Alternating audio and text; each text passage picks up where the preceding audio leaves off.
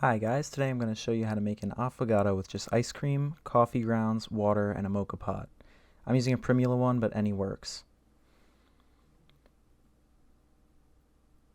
Starting with just the espresso maker, we want to take this guy apart and note that there is, as you will see, a top, a bottom, and a filter piece I'm taking out now. Next up, we grab a spoon and we begin to shovel coffee grounds into the filter until it's about 2/3 of the way full. As you can see, we're not going to tamp it down at all, and once it hits that 2/3 mark, you're all good.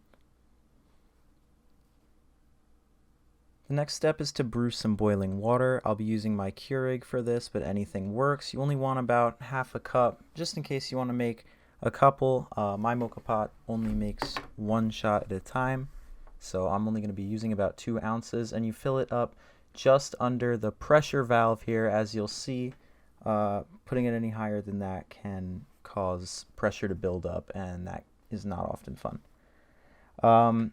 Speaking of, we want to tighten the Moka Pot an awful lot. Put the heat on about medium and then put it towards the center of the burner. While that heats up, we're going to take our ice cream and put about a scoop's worth into a mug.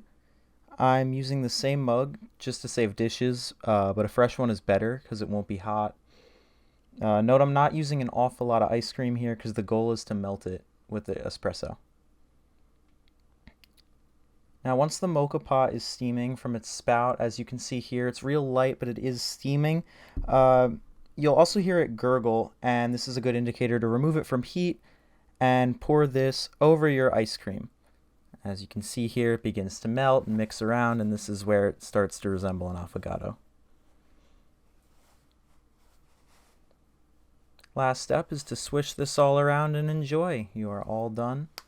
Thanks for watching.